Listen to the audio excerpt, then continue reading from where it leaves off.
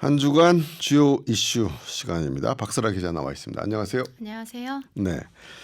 요즘 단체장 후보들이 동부권 방문 소식이 정말 자주 들립니다. 아직 공식 선거 운동 기간도 아닌데 선거전이 본격화된 분위기라고 봐야 할까요? 네, 그렇게 봐도 될 것 같습니다. 전남 광주 행정통합 추진이 속도를 내면서 6.3 지방선거에서 전남 광주 특별시장, 그러니까 통합단체장 선출 가능성이 가시화됐기 때문입니다. 네. 이로 인해 기존 광주시장과 전남지사 그리고 국회의원 입지자들이 자신들의 기존 지지 기반을 넘어서 지역 전반, 특히 전남 동부권으로 행보를 넓히는 모습입니다. 왜 동부권으로 몰리느냐 하고 궁금해할 수 있는데요. 네. 전남 도지사 선거 때에도 항상 언급됐던 설명입니다. 네. 전남 동부권은 여수, 광양, 순천을 중심으로 약 80만 명의 유권자가 집중된 지역입니다. 네. 통합단체장 선거가 치러질 경우에는 이 동부권 표심이 선거 승부를 가를 캐스팅 보트가 역할을 할 수 있는 지역인데요. 네, 그렇죠. 이런 이유 때문에 그렇습니다. 네. 네, 말씀하신 것처럼 아직 통합단체장 선거구나 선거구 그리고 그 어떻게 뽑는 방식들이 확정되지 않았는데 이렇게 활발히 움직인다는 거는 어떤 의미가 있을까요? 말씀하신 것처럼 공식 선거법상 전면적인 선거운동은 제한되어 있습니다.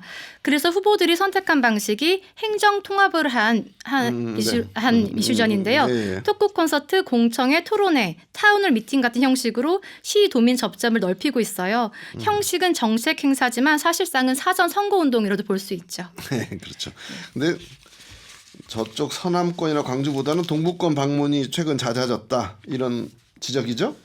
네, 캐스팅 보트 역할을 할 수 있는 지역이기 때문에 동부권에 공을 들이는 모양인데요. 네. 특히 통합 단체장 선거로 치러질 가능성이 커지면서 후보들의 동부권 방문이 본격화되고 있습니다. 네. 들리는 이야기로는 공식 비공식적으로 일주일에 2번씩 내려오는 후보들도 있고요. 네. 지금은 대부분 동진 정책, 그러니까 서부권에서 동부권으로 외연을 넓히는데 집중하는 모습입니다. 네. 이런 활동의 중심에 김영록 지사가 있는 거죠? 네, 김영록 지사는 행정통합을 매개로 광주와 전남을 가장 적극적으로 넘나들고 있습니다. 광주에서 토크 콘서트와 타운홀 미팅을 잇따라 열면서 광주 시민들과 접촉면을 넓히는 한편 또한 지금은 전국 22개 시군을 돌면서 행정통합 도민 공청회를 열고 있습니다. 아, 공청회를. 예. 그런데 이제 김 지사는 3선 도전인데 그래서 이게 이제 동부권과 서부권의 싸움이 될 때 유리할 것인가 불리할 것인가 이런 거 가지고 저울질을 많이 했었는데 오히려 김영록 지사한테는 광주권과의 행정통합이 오히려 호재가 될 수 있는 3선이라는 거부감을 없앨 수 있는 네. 카드가 된 거라는 분석들이 있는데 어떻게 보십니까? 맞습니다. 삼선이라고 하면은 이제 공천을 줄 거냐 안 줄 거냐라는 그러한 걱정도 많았을 거예요. 네. 네.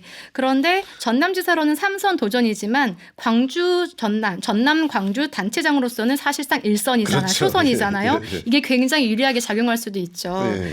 김 지사는 이미 과거부터 또한 동부권 표심을 잡기 위해서 노력을 해왔잖아요. 네. 지금은 행정통합 공청회라는 명분으로 전남의 22개 시군의 도민들을 만나고 있는데요. 네. 이 자체만 놓고 보면은 선거에서는 누구보다 유리한 조건이라는 평가가 나옵니다. 네. 다만 판세가 완전히 굳어졌다고는 보기는 어려운데요. 네. 최근 광주의 한 언론사가 실시한 여론조사에서 민영배 후보가 김 지사를 앞서는 것으로 나타났습니다. 아, 그래요? 예. 네, 아직 통합단체장 선거 자체가 공식적으로 확정된 상황은 아니고 인지도나 이슈 주도력에 따라서 판세가 빠르게 요동칠 수 있는 국면이기 때문에 현직 프리미엄이 있는 이 재선 도지사 또한 결코 암시할 수 없는 구조라는 분석도 나오고 있습니다. 네. 그러면 김영록 지사 외에 다른 후보군들은 어떤 사람들이 좀 동부권에 많이 심혈을 기울이고 있습니까?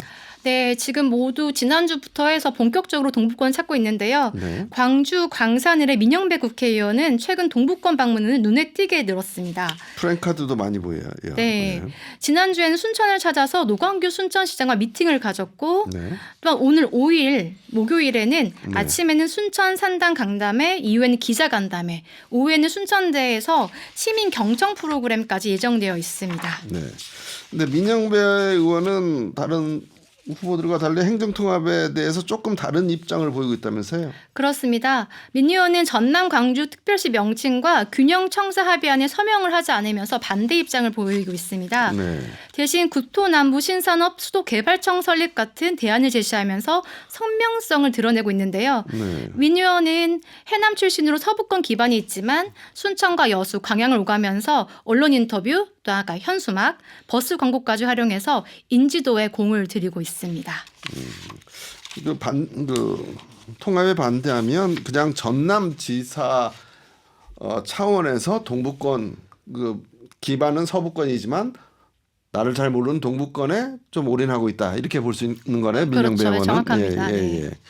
그러면 이제 통합 시장이니까 또 강력한 사람이 있죠. 광주시장 강기정 네. 시장은 어떻습니까? 네.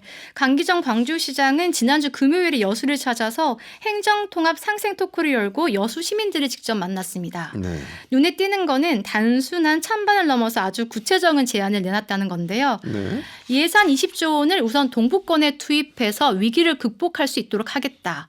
이렇게 말을 하면서 반도체 메가벨트 조성, 동부권 산단 대개조 등 동부권 중심의 발전 구상을 직접적으로 제시했습니다. 네. 예산 20조면 이게 통합하면 정부에서 4년간 주겠다는 네. 예산 전부인데 예, 이걸 다 이쪽에 쓰겠다. 네, 맞습니다. 강기정 시장은 동부권에 거의 올인을 한 느낌인데 상당히 네. 동부권을 의식하네요. 예. 네, 아무래도 항상 이번 통합 얘기가 나오면서부터 통합이 되면 서부권 중심 아니냐라는 우려가 그렇죠. 많았잖아요. 동부권 주민들은 그런 생각 많이 하죠. 네, 예. 그거를 의식한 발언 같습니다. 네.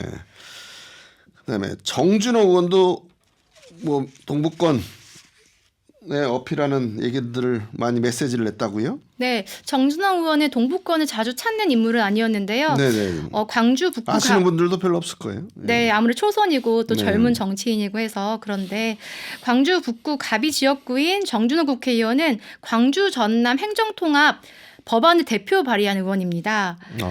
네, 지난 28일에 순천대학교에서 주철현 의원과 토론회를 열었는데요. 네. 여기에서 동부권이 혜택이 되도록 마지막까지 최선을 다하겠다라고 의지를 표명했습니다. 아 그래요? 네. 예. 혹시 토론회 여기 가셨었어요? 네, 갔습니다. 정준호 의원도 직접 만났습니다. 왜 주철현 의원하고 정준호 의원은 같이 토론하는 거예요?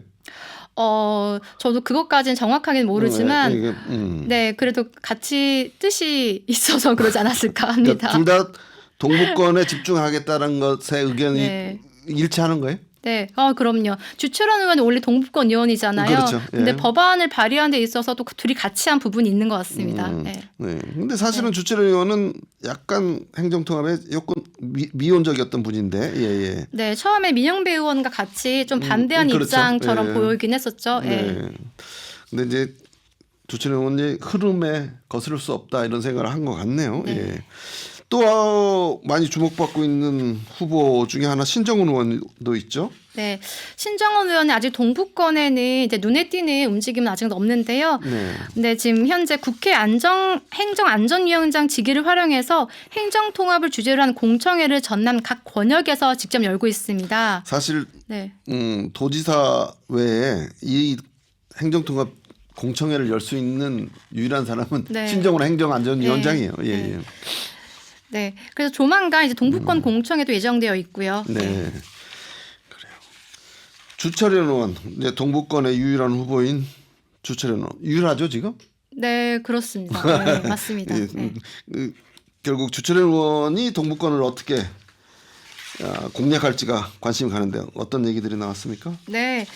이번에 지난 30일 공청회에서 이제 주민들을 살짝 협박하는 걸 수도 있는데요. 네, 뭐라고 당선된 시장의 뜻에 따라서 동부청사가 주된 청사가 될 수 있다. 여러분의 선택에 달려 있다. 라는 굉장히 강력한 메시지를 보냈습니다. 여러분이 나 안 뽑아주면 청사 저쪽으로 네, 간다. 네. 나 뽑아주면 동부권에 청사가 올 수 네, 있다. 네. 이건 이분이 하실 수 있는 얘기죠. 네, 그렇습니다. 네. 네. 그다음에 최근에 가장 큰 논란 이제 이건 후보들 얘기들을 들어봤고 이제 네. 동부권을 공략하는 후보들 얘기 들어봤고 최근에 이제 논란 중에 하나가 이거 지금 특별법이 발의돼서 나왔잖아요. 네. 예, 근데 특별법 안에 의대가 빠져 있다 이런 부분이 좀 논란이 되고 있는 거죠. 이 부분은 네. 또 어떤가요? 예. 네. 민주당이 당론으로 발의한 이번 특별법안에 전남 국립의대 설치 특례 조항이 빠진 것이 확인이 됐습니다. 네. 이번 법안은 총 387개 조항으로 구성이 됐는데 당초 초안보다 25개의 조항이 줄었습니다. 네. 그 과정에서 국립의대와 부속병원 설치, 운영 특례가 모두 제외됐고요. 근데 이 동북권 주민들한테는 이게 가장 큰 지금 어떤 이슈인데 원래 있었는데 빠진 건가요? 원래 그 가안엔 들어 있었는데 네. 그 법안에 빠진 거예요? 예. 네. 초안에는 있었는데 이번에 당론을 결정하는 과정에서 이거 빠진 것으로 보이고요. 네. 초안에는 전남에 국립의대를 설치하고 동부 서부에 각각 병원을 두는 네, 내용. 각각 부속병을 둔다. 여기까지는 우리가 지난주에도 네. 그 방송에서 얘기를 했었는데 네. 그게 빠졌군요. 네, 빠졌습니다. 왜 빠졌는지 분석들은 또 나왔습니까? 네, 네, 분석들이 좀 나오긴 했는데 조금 예. 미흡해서 제가 이제 예. 방송에 들어오기 전에 예. 김문수 의원과 통화를 했습니다. 예, 그래요. 그래서 예. 이제 여쭤봤더니 예. 일단 두 가지 이유를 볼 수 있는데요. 전남 국립의대 문제를 보면 의대 신설이나 거점 국립대 지정 또 이른바 캠퍼스 총장 제도 같은 것들이 현재 교육부 차원의 검토가 아직 끝나지 않은 사안입니다. 네. 그러다 보니까 아직 정부 부처 검토가 완료되지 않은 내용을 특별법에 구체적으로 명시하는 것은 무리라는 판단이 작용한 것으로 보입니다. 네, 특별법이라는 게 말 그대로 기존에 없는 제도를 만드는 것이기도 하지만 그렇다고 해서 국가 권한을 모두 가져와서 일방적으로 규정할 수는 없는 거잖아요. 네. 그래서 신중할 수밖에 없었다는 입장이고요. 네, 일리는 있네요. 네. 다만 이게 완전히 빠졌다고 보기는 어렵고 지금 행정안전위원회 심사 과정이 있기 때문에 네. 수정 보완의 여지가 있다는 게 이제 민주당의 입장인 것 같고요. 네. 또한 구체적인 대학 이름을 적시하지 않더라도 국립대학교 설치나 특별시 내 캠퍼스 운영 특례 같은 방식으로 교육부에 우선 적용을 요청하는 조항을 추가하겠다는 논의는 계속되고 있다는 설명입니다. 네.